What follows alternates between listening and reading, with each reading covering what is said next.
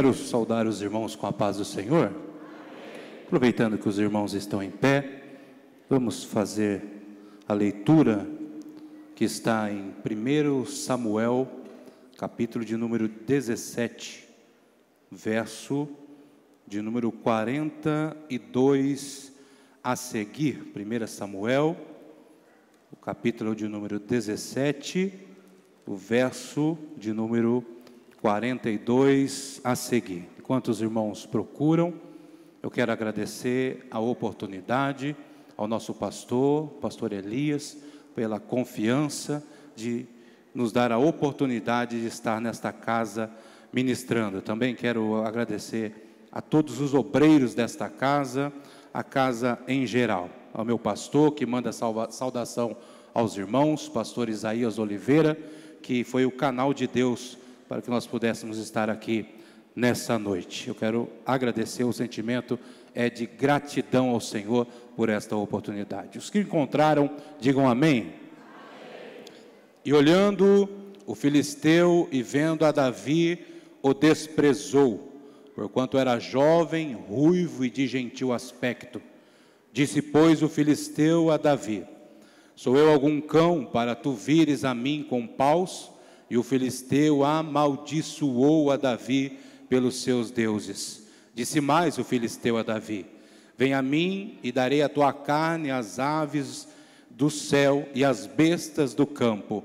E Davi, porém, disse ao filisteu: tu vens a mim com espada e com lança e com escudo, porém eu vou a ti em nome do Senhor dos exércitos, o Deus dos exércitos de Israel, a quem tens afrontado.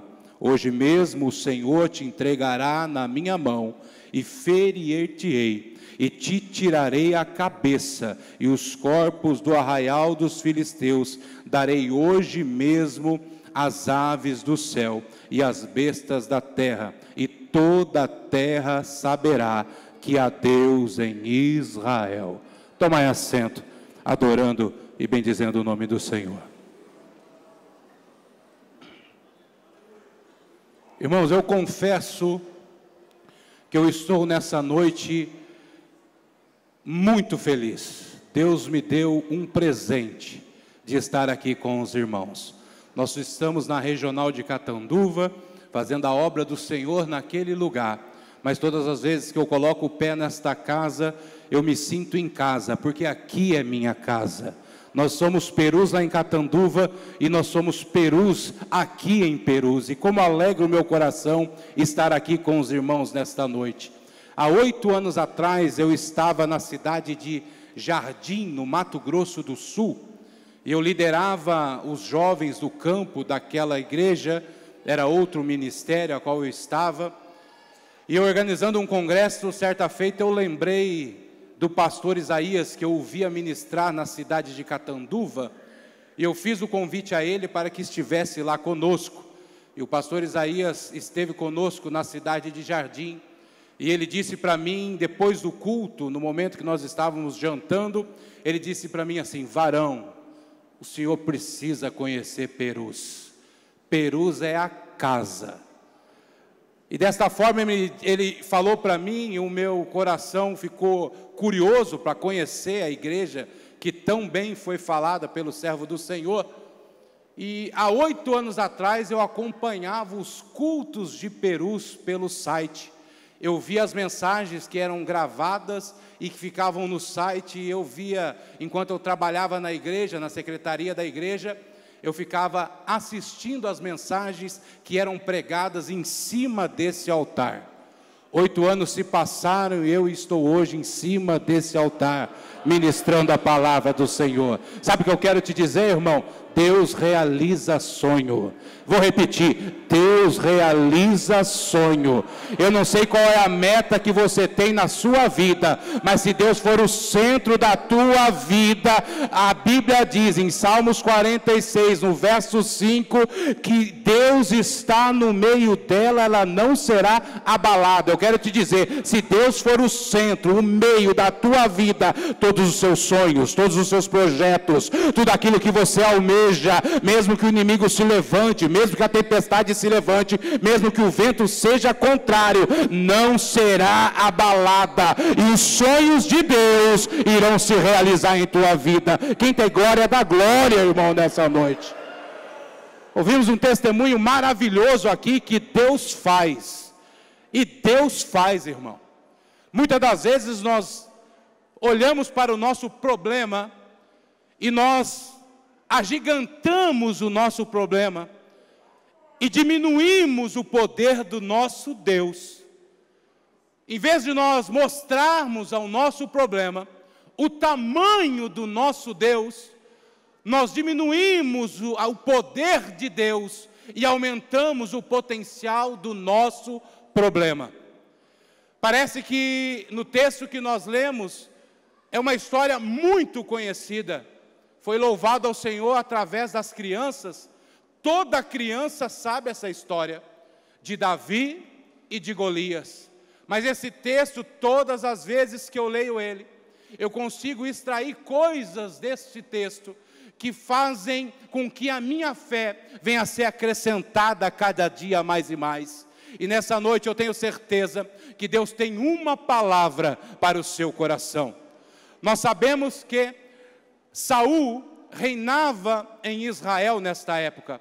O reino de Saul já era um reino que já era desprezado por Deus, pois Deus já havia mandado o seu profeta Samuel, ir até a casa de Jessé, e lá em Jessé estar ungindo um rei para reinar em Israel. Conhecemos a história que Samuel vai até a casa de Jessé, passam-se os filhos de Jessé, ali passa Abinadab, ali passa Eliabe, ali passa Samá, e Deus o rejeita a todos. Nós sabemos bem que Davi não estava na casa, Davi estava no campo trabalhando, Davi não estava no banquete, Davi estava no campo de trabalho. Sabe por quê? Porque nem o pai de Davi acreditava que Deus poderia ungir Davi a rei, mas o homem pode olhar de uma forma, só que Deus olha de outra forma. O homem pode olhar e dizer, não, ele não vai, não dá certo, não é para ele é incapaz, mas Deus dos altos céus olha nessa noite para mim e para você e diz assim, é incapaz para o homem, mas eu lavo, eu purifico, eu faço um novo homem, eu coloco de pé, coloco em meio aos príncipes e faço uma grande obra. A hora que passam-se todos os filhos de Jessé, Samuel pergunta, porventura não tem mais nenhum? E Jessé pergunta, ainda um, mas está no campo, trabalhando, cuidando das ovelhas. Samuel diz, mande chamar, porque enquanto este não chegar, ninguém se assentará à mesa. A história diz que Davi chega. Quando Davi chega, Deus diz a Samuel, este é o meu escolhido, unge o rei de Israel. Samuel pega, deita o azeite sobre a sua cabeça, e unge a Davi rei de Israel. Neste momento a Bíblia diz que o Espírito do Senhor se apodera da vida de Davi. O Espírito do Senhor se apodera da vida de Davi e sai da vida de Saul. A Bíblia vai nos dizer que agora Saul começa a ser atormentado. Saul começa agora a ser atormentado, de tal forma que aqueles que estão ao seu lado começam a aconselhar a Saul. Saul, nós podemos chamar um músico, um arpista, para que venham tocar harpa, para que enquanto o espírito maligno te atormentar, ao tocar da harpa, ele pegue e vá embora, e ele ordena que possa buscar. Um desses moços conhecia Davi, e ele vai até Davi, chama Davi, Davi agora sai das suas ovelhas aonde cuidava, e Davi está dentro do palácio, quando o espírito do mal atormentava a vida de Saul, Davi tocava a sua harpa, e o Espírito do Senhor que estava na vida de Davi, fazia com que a presença de Deus tomasse aquele lugar, e o espírito mal saísse da vida de Saul. Sabe o que eu aprendo aqui, meu irmão? Você tem o Espírito Espírito de Deus na tua vida. Você tem o Espírito de Deus na tua vida. Na tua casa pode ter alguém que não tem. Na tua casa pode ter alguém que está atormentado. Ou na sua casa, no seu trabalho, na escola, na faculdade, seja onde for, pode ter alguém que seja atormentado por um espírito maligno. Mas só que tu é a autoridade de Deus na tua casa. Tu és a autoridade de Deus na escola. Tu és a autoridade de Deus na faculdade. Levante a sua mão lá naquele lugar e louve ao nome do Senhor, porque enquanto você louvar, enquanto você adorar, os espíritos malignos todos têm que bater em retirada. E a Bíblia diz que Davi começa a fazer a sua vida dessa forma: momentos no palácio, momentos no campo. Momentos no palácio e momentos no campo. Agora Israel entra num conflito contra os filisteus. Os filisteus, na história, foram um dos maiores adversários do povo de Israel. Foram inimigos algozes do povo de Israel. Os filisteus não foram tirados da terra prometida. Eles ficaram lá. Então sempre eles vinham batalhar contra Israel. E eles tinham um forte poderio bélico, porque eles tinham o controle sobre o ferro. As espadas de ferro, os escudos de ferro, as lanças de ferro, tudo que era feito com ferro, fundições, era com o povo filisteu. Já o povo de Israel não tinha esta tecnologia e as suas armas não eram tão poderosas como as armas do inimigo, humanamente falando. E agora os filisteus se colocam em batalha contra o povo de Israel. Saul começa a chamar o seu exército para ir à guerra contra o povo filisteu. É interessante que na casa de Jessé é chamado os 3 filhos mais velhos, Abinadab, Eliabe e Samá. E Davi continua no campo. Davi continua no campo. Eu acho muito interessante isso, porque quando Deus olhava do céu, o rei de Israel era Davi. E Davi estava onde? Ainda estava no campo. Fazendo o quê, pastor? Estava aguardando o tempo dele, no momento exato, no tempo de Deus, na hora certa. Tem muitos crentes que não sabem aguardar o seu tempo. Tem muitas pessoas que não sabem aguardar o seu tempo. O profeta levanta e diz assim: eis que tem uma grande obra na tua vida, vou te usar para pregar a minha palavra. Ele já acha que ele é pregador. Ele já se faz pregador, ele quer que seja do dia para a noite, mas não é assim, irmão. Tudo tem um tempo determinado. Teu tempo vai chegar, a tua hora vai chegar. Pastor, parece que eu estou escondido. Pode estar escondido aos olhos do homem, mas Deus está te vendo aonde quer que você esteja. Mas eu tenho algo de Deus para lhe dizer: continue sendo fiel, continue buscando a Deus com fidelidade, continue adorando a Deus com fidelidade, continue sendo fiel ao Senhor, porque o mesmo Deus que prometeu é fiel para cumprir na tua vida. Agora, os filisteus estão de um lado, e o povo, o exército de Israel, está de outro lado. Em meio havia um vale, o vale de Enlá. E a Bíblia diz que eles estão aguardando a hora do confronto, só que no momento que eles estão aguardando, aparece um homem, que a sua estatura não era normal como de todos que estavam ali. Era um homem muito grande, era um homem muito forte, era um guerreiro diferenciado. Quem olhava ao longe temia, mediante o tamanho daquele homem. E aquele homem se coloca no meio dos 2 exércitos. E ele lança uma afronta contra o exército de Israel. E a sua afronta é esta: me dei um homem para que lute comigo. E se este me vencer, os filisteus serão servos do povo de Israel.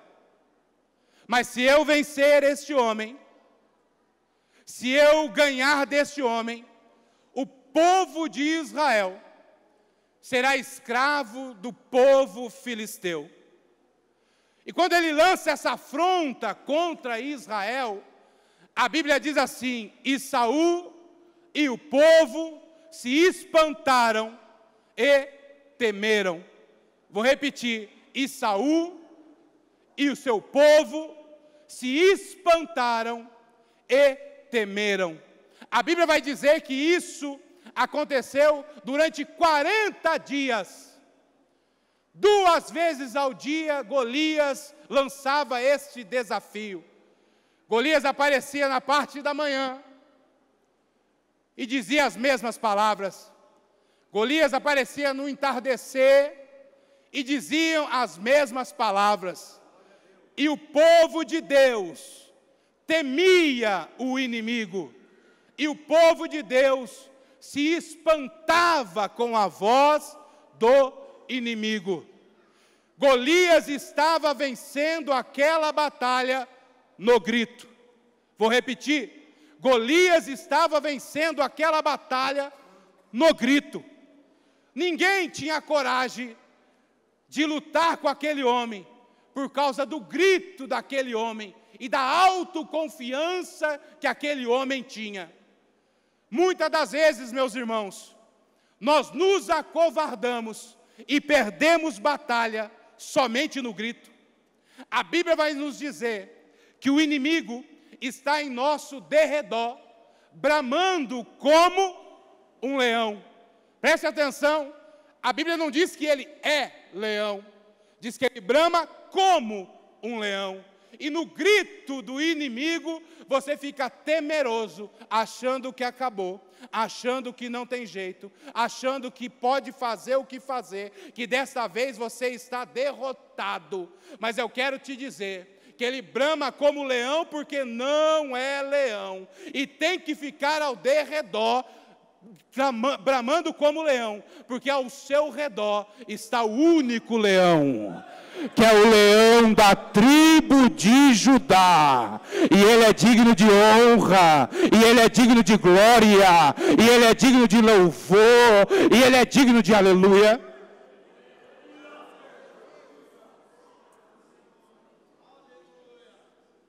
Perdemos batalha sem lutar a batalha. É interessante que hoje em dia na igreja muitos estão entrando em batalhas que não é para entrar, porque a Bíblia vai dizer que a nossa batalha, a nossa guerra não é contra a carne nem contra o sangue, mas sim contra os principados, as potestades. Só que de uns tempos para cá, nós estamos batalhando uns contra os outros, guerreando uns contra os outros. A batalha se vence no joelho. Eu sempre aprendi que toda batalha, desde quando eu aceitei Jesus, aprendendo com as irmãs do círculo de oração, que as batalhas são vencidas no joelho. Agora os crentes levam a batalha para o Facebook. Os crentes vão para o Facebook e ficam ali cutucando, ficam ali jogando palavras, atingindo um ao outro. É incrível que você entra no Facebook, você não vê um macumbeiro falando mal do macumbeiro. Não vê. Você não vê nenhuma outra área religiosa, um falando mal do outro.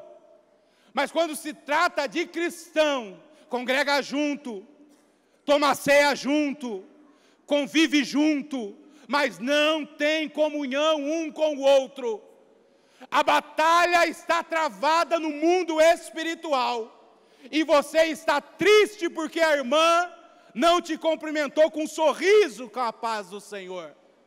A batalha está travada no mundo espiritual, e você está triste, dizendo que Jesus não te ama mais, porque o irmão não olhou para você a hora que passou. Sabe o que está acontecendo, meu irmão? Nós deixamos de entender que a nossa batalha é espiritual. A nossa batalha não é com as coisas desse mundo, a nossa batalha não é com as coisas dessa terra, a nossa batalha é ainda nós vencemos o joelho, a nossa batalha ainda nós vencemos o jejum, a nossa batalha nós vencemos em oração, e Deus tem vitória para a igreja nessa noite, através da oração.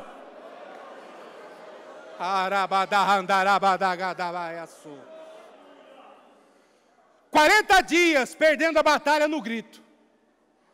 Agora Jessé chama Davi e diz para Davi: Davi, vai visitar os seus irmãos, leva um pouco de grãos, leva pão, leva queijo, chega até os teus irmãos e me traz informações da batalha. Parece que eu imagino Jessé dizendo: já faz 40 dias e não tem informação nenhuma. Eu estou angustiado, vai buscar informação, vê o que está acontecendo. Davi faz o que o pai manda, chega até o arraial do povo de Israel, e ao chegar no arraial do povo de Israel, ele vê um silêncio. Ele olha para os guardas da mesma forma, a mesma armadura que saíram de casa está do mesmo jeito, não tem nenhuma marca de batalha, eles estão da mesma, 40 dias perdendo a batalha no grito. E Davi está buscando informações sobre os seus irmãos, e nessa busca de informações, Golias sai. Eu imagino que é o período da tarde, e é a última vez que Golias sai para afrontar o povo de Deus. A hora que ele sai para afrontar o povo de Deus, ele grita e diz: me dê um homem, para que lute comigo. E se esse homem me vencer, o povo filisteu vai servir a vocês. Mas se eu vencer esse homem que vocês me derem, vocês serão nossos servos.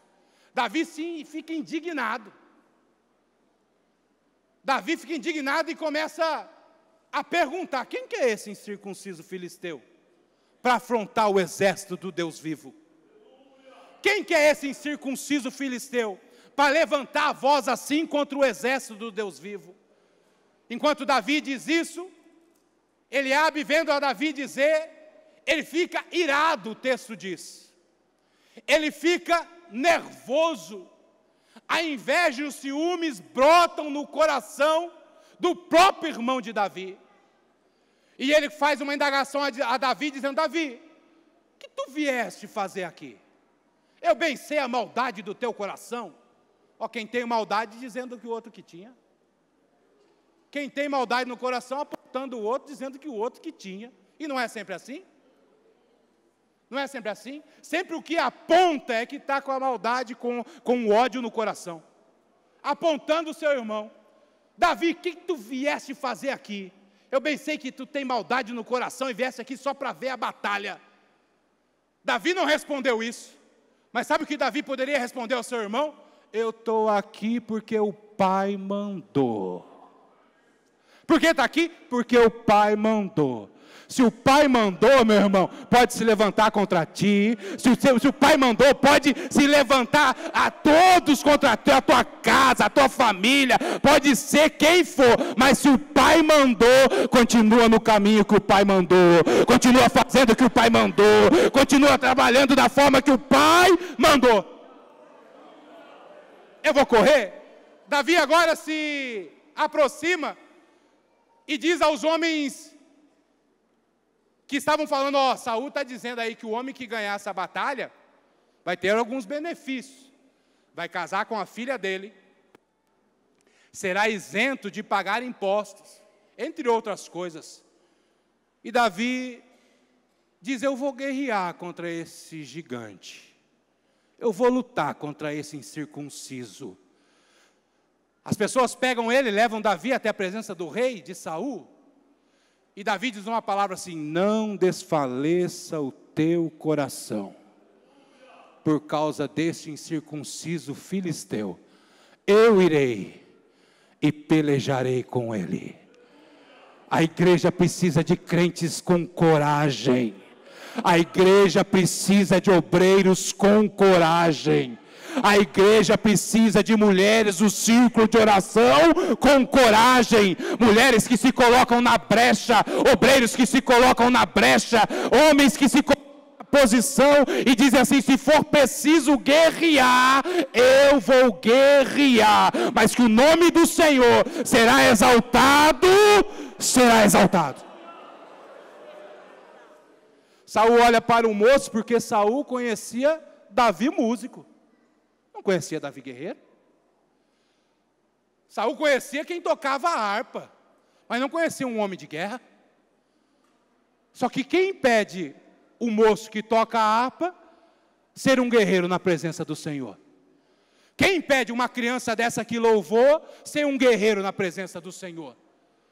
Ninguém impede. E Saul olha para ele e diz assim: não, Davi, tu é moço. A história diz que Davi tinha 16 anos. Tu é moço. E ele já é homem de guerra. Como que tu vai se levantar e contra esse homem? Davi agora diz assim: Saul, posso contar 2 testemunhos? Como é bom o crente que tem testemunho, irmão. Eu posso contar 2 testemunhos? O teu servo cuidava das ovelhas do seu pai, e certa feita veio o leão, e tomou uma das ovelhas, e tomando a ovelha, eu fui até o leão, tirei a ovelha da boca do leão, e matei o leão. E assim também o teu servo fez com o urso, pegou o urso, tirou a ovelha da mão do urso, o urso intentou contra a minha vida, e eu matei o urso. Crente com testemunho. Sabe por que você está aqui nessa noite, irmão? Porque você tem testemunho. Se Deus nunca tivesse feito nada pela sua vida, você não estaria aqui. Abri um parênteses aqui, irmão. Certa feita, Jesus vem sendo indagado pelos fariseus e saduceus, e ele sai rapidamente, despede o povo, entra no barco com os seus discípulos, e ele diz para os discípulos assim: acautelai-vos do fermento dos fariseus e saduceus. E o texto diz que os discípulos não estavam na mesma fiação do culto, estava tudo desligado, porque eles começam a dizer assim: ele diz isso porque nós não provemos de pão. Nós pegamos um pão só para a viagem. Por isso que ele está falando de fermento. Olha a cabeça dos discípulos. E o texto diz: e Jesus, conhecendo o coração dos discípulos, disse assim: vocês estão com o coração endurecido? Vocês ainda estão com o coração endurecido? Vocês não se lembram na primeira multiplicação de pães? 5 pães, mais de 5.000 pessoas alimentadas. Quantos cestos sobraram? E na segunda, 7 pães para 4.000 homens. Quantos cestos sobraram? Aí Jesus disse: não lembrais? Sabe o que Jesus estava dizendo? Vocês estão preocupados com pão, sabendo que eu já multipliquei pão e alimentei uma grande multidão. Eu não estou falando do pão, eu estou falando do fermento que coloca no seu coração e faz com que você esqueça o que eu já fiz no passado. Aí Jeremias vai dizer lá em Lamentações: traz à memória aquilo que te traz esperança, traz à memória aquilo que te traz esperança. Se você lembrar agora, se você fazer uma retrospectiva na tua cabeça, você vai lembrar que você já passou luta maior, prova maior, os gigantes maiores, e todos tombaram no nome de Jesus. Então é hoje que esse gigante que está te atormentando, ele vai cair.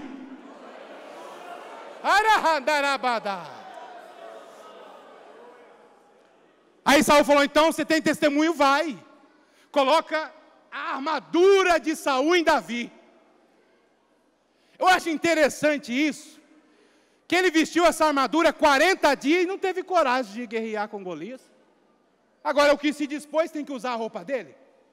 E quando que roupa de desviado deu certo em crente?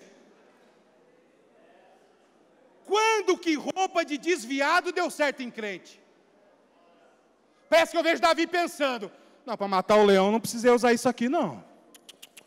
Para matar o urso eu não precisei disso aqui não.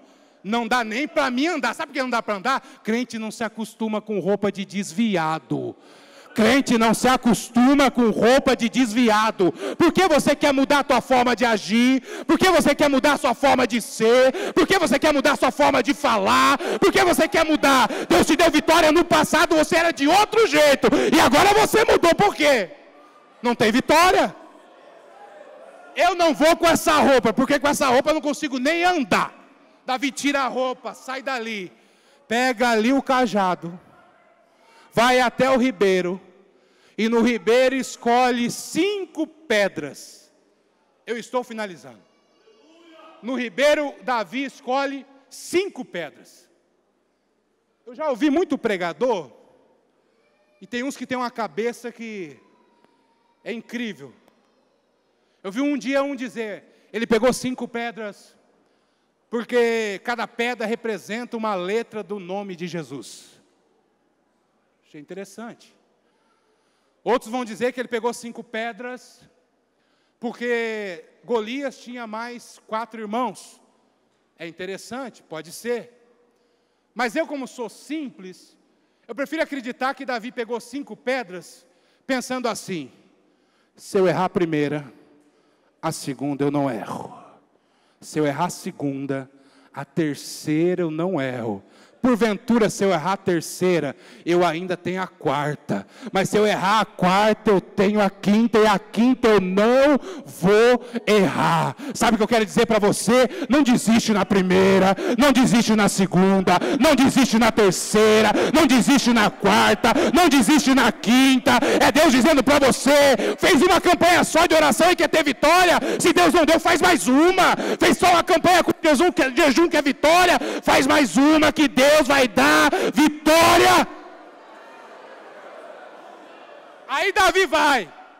Enquanto os outros estão espantados e com medo, Davi se apressa para a batalha. E quando Davi se apressa para a batalha, Golias vem. À frente de Golias tinha um escudeiro. E aí vai o texto que nós lemos. Quando Golias olha, o texto diz assim, e o desprezou. Como dói o desprezo, irmão? E o desprezou. Como quem olha e diz assim, quem é você? Quem tu acha que é para me enfrentar? Eu sou homem de guerra. Você é só um moço. Quem é você? Enquanto ele desprezava, eu imagino que o seu próprio exército de Israel estava achando que Davi ia perecer. O povo filisteu então já estava contando vitória e dizendo assim, a vitória é nossa, tranquilo. Golias não perde para um rapazinho desse jamais. E ele despreza Davi. Como que o homem pode desprezar aquilo que Deus ama? Como que o homem pode desprezar aquilo que Deus pagou um alto preço? O homem pode até te desprezar, mas Deus do alto céu é contigo. O Rei dos Reis, o Senhor dos Senhores é contigo. Depois ele amaldiçoa Davi por todos os seus deuses.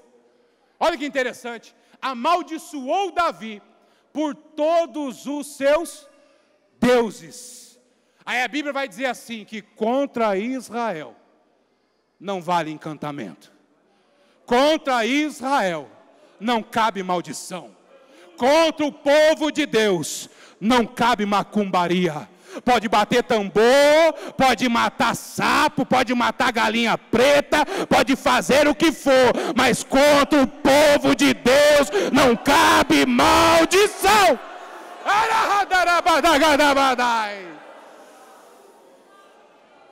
Pode colocar o nome dentro da boca do sapo, pode amarrar a boca do sapo, pode tocar tambor, pode colocar o teu nome, se verdadeiramente você faz a vontade de Deus. Deus manda te dizer: eu te dou vitória, eu te dou vitória, eu te dou vitória, eu te dou vitória.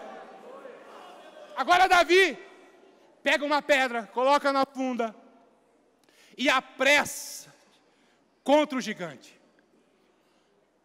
Pensa a cena, irmão. A expectativa, o povo olhando, e um moço cheio de Deus, rodando a funda.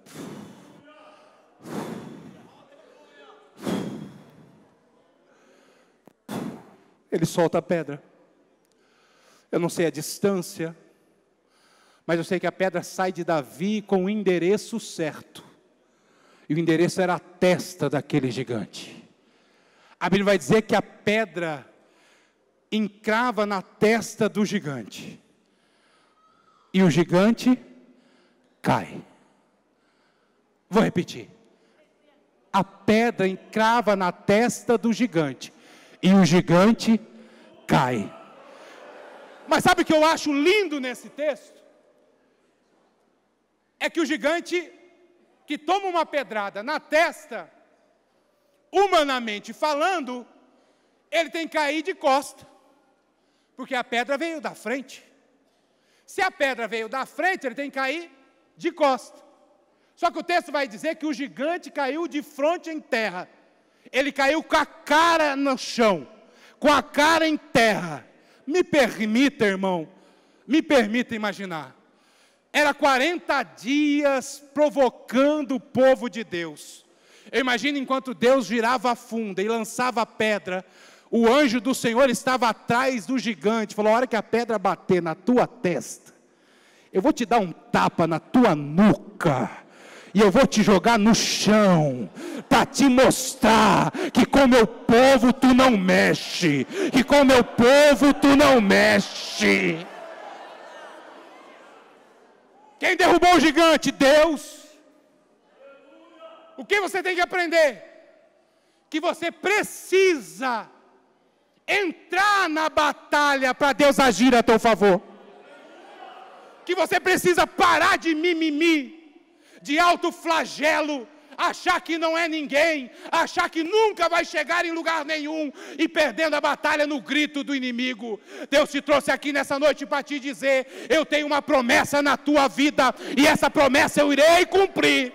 Mas entra no campo de batalha e o resto eu vou fazer. Antes de encerrar, eu quero contar um testemunho. Certa feita eu estava em um culto de Santa Ceia, no Mato Grosso do Sul, na cidade de Eldorado, na nossa sede regional. E culto de Santa Ceia, nós que somos obreiros sabemos que o tempo é escasso. E o pastor presidente daquela obra me deu a oportunidade de fazer a leitura oficial daquele culto. E quando eu fiz a leitura, eu saí e um evangelista veio, tomou o microfone para orar pelos pedidos de oração. E no seu pedido de oração, ele disse estas palavras: irmãos, eu estou passando uma luta muito grande. A minha esposa está na cidade de Dourados. E na segunda-feira, ela começa o tratamento porque foi constatado que ela está com leucemia.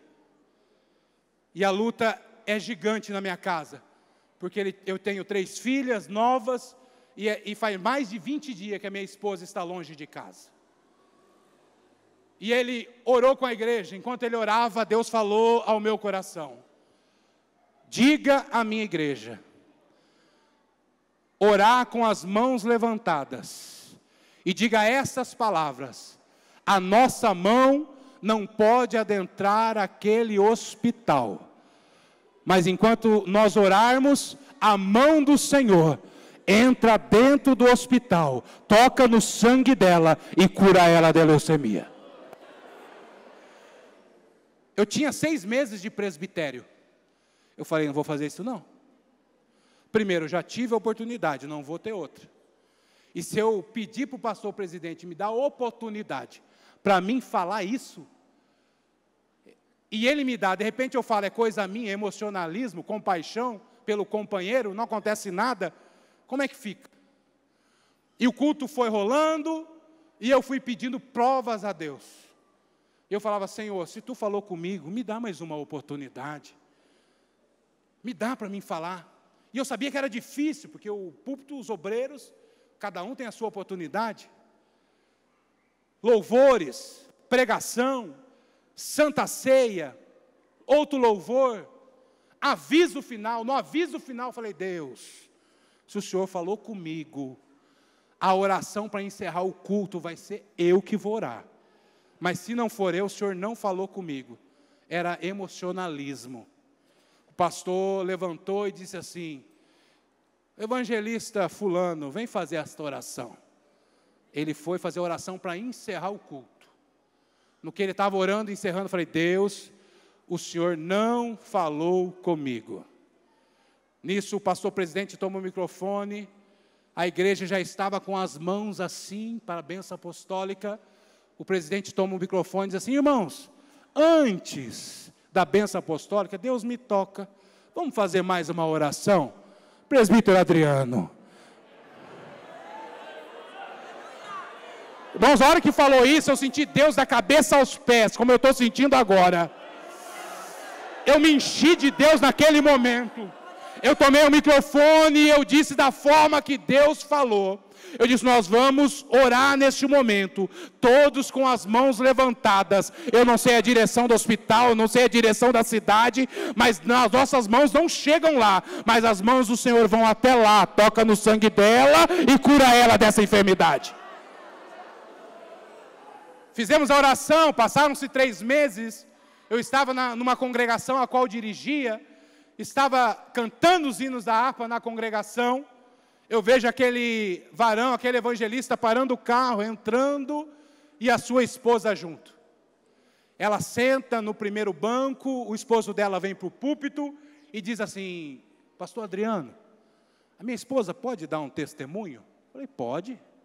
Ela tomou o microfone e ela disse assim, irmãos, eu quero testificar que no dia tal, eu não me recordo do dia, eu estava internada na UTI do hospital em Dourados. E era por volta das 21h30. Eu estava lá pensando, segunda-feira eu vou começar tudo aquele tratamento de câncer que eu sei que é tão difícil. Ô Senhor, o Senhor podia me visitar. E nesse momento que a serva do Senhor diz isso, ela fala que a luz do quarto brilhou de uma forma diferente. Um calor começou a tomar ela desde a planta do pé até o alto da cabeça. Ela disse que o sangue dela começou como se fosse ferver. E ela sentiu um calor muito grande no seu corpo. E após aquilo passar, ela começou a melhorar, sentiu fome. Pediu para a enfermeira algo para comer. A enfermeira disse, parece que você está diferente. A tua cor mudou. Ela falou, eu não sei, mas que eu senti algo diferente, eu senti. Segunda-feira amanhece, o médico chega até a casa dela, até o hospital, e fala, vamos começar o tratamento. Ela fala, por favor, antes do tratamento, faz mais um exame. Mas por quê? Nós já fizemos muito. Não, é que aconteceu algo diferente no sábado. Faz o exame. O médico fez o exame, pegou o exame, vem até ela e fala, eu não sei o que aconteceu, mas o teu sangue está perfeito, a leucemia foi embora. Tu não tem mais nada. Deus derruba gigante da enfermidade aqui hoje. Deus derruba gigante da enfermidade aqui hoje. Fique de pé.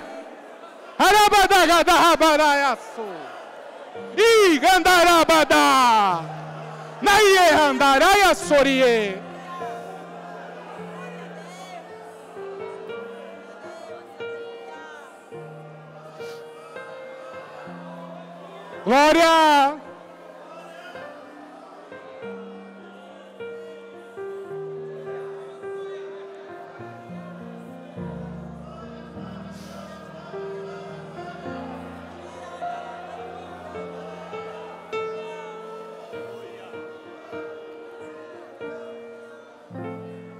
Sabe o que acontece? O gigante caiu, mas ele não estava morto. Ele caiu, mas não estava morto. O trabalho de matar é nosso. Deus derrubou, mas quem tem que matar é você. Aí eu vou entender porque você sai de um culto como esse, todo alegre, feliz, porque o gigante caiu. Só que quando você sai lá fora, ao decorrer da semana, você faz com que o gigante levante, porque você não mata ele. Davi, a Bíblia diz, apressadamente, corre até o gigante, toma a sua espada e corta a sua cabeça. Porque cortando a cabeça do gigante, ele tinha certeza que o gigante estava morto. Eu não sei que gigante que tem te atormentado, mas eu tenho certeza que ele caiu nessa noite. Só que nessa noite, em nome de Jesus, mata esse gigante. Jovem, em nome de Jesus, mata esse gigante nessa noite. Igreja, em nome de Jesus, mata esse gigante essa noite. Se você sair lá fora, alguém botar o dedo na tua cara e dizer assim, mais um culto você foi e não mudou nada, diga não, hoje ele morreu. Antes de eu orar, eu quero fazer um apelo. Se tem aqui alguém nessa noite que ainda não aceitou a Jesus como único e suficiente Salvador, você não é cristão, não tomou essa decisão ainda. Se tiver alguém, dê um sinal com a mão.